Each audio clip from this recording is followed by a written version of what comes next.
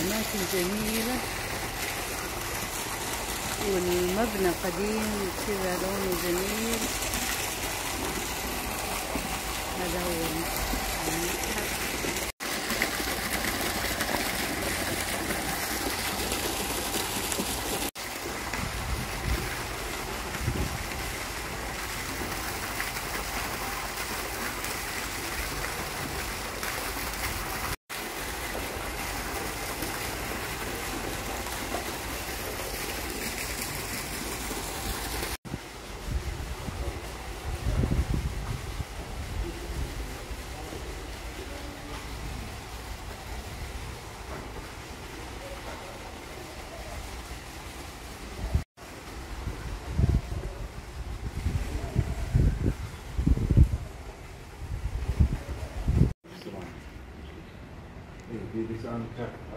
هذا معرض سيارات.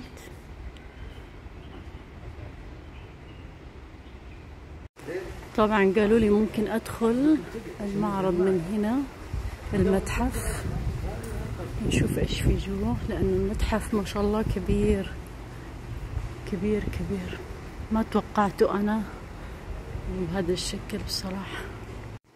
هنا متحف الملك عبد العزيز والتراث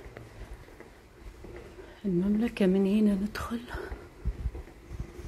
هذا هو المؤسس الملك عبد العزيز.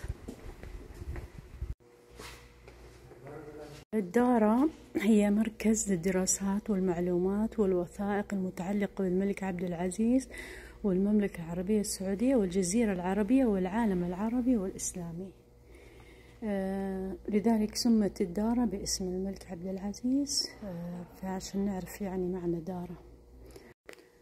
هذه اللوحة الجميلة إهداء للمتحف من الملك سلمان بن عبد العزيز آل سعود.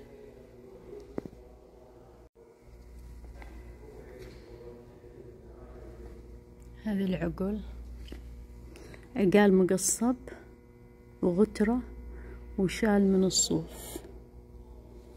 عقال مقصب وغترة وشال من الصوف. المصدر كمال زكا للطبيب جميل نصار.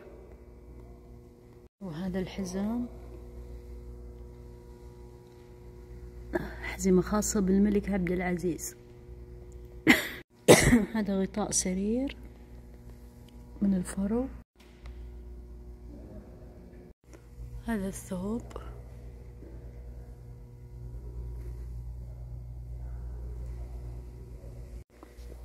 هذه اللوحة زيتية رسمها فنان أرمني للملك عبد العزيز، وعلى يمينه الشيخ عبد اللطيف المنديل. هذا الشيخ عبد اللطيف المنديل، وهذا الشيخ عبد العزيز الملك عبد العزيز.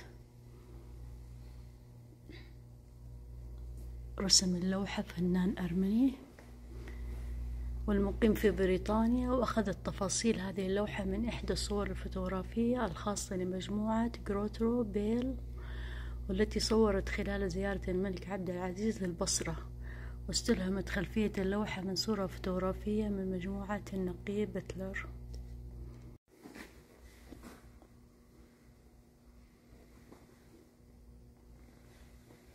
هنا قاعة عرض السيارات. ننزل القاعة.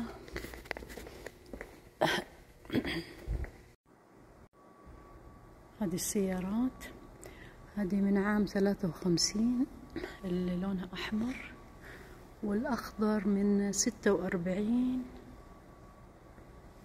وهذه أقدم وحدة هذه من 34، وهذه اللي لونها بيج من عام 53.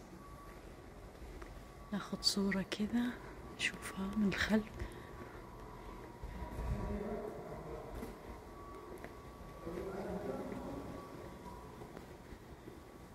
واو شكلها مرة جميل.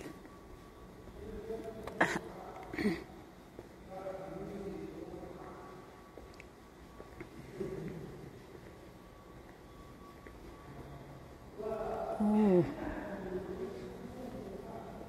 ما إيش قصة الطائرة هذه أول طائرة للملك كمان، الطيران المدني من عام 45، طائرة مدنية والله جميلة. هذه مفتوحة السيارة، واو.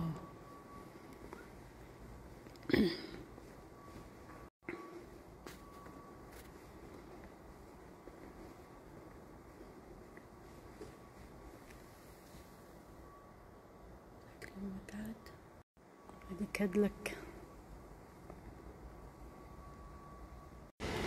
على طول الحديقة في هذا النهر الجميل من الصخور الملون الموزاييك. هذه حديقة خارج المتحف،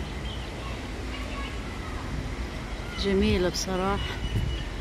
الحديقة مفتوحة طبعا للناس. طبعا باقي قصر المربع ما دخلناه، المتحف الوطني، دارة الملك عبد العزيز، جامع الملك عبد العزيز، في المباني التراثية، قطع الآثار.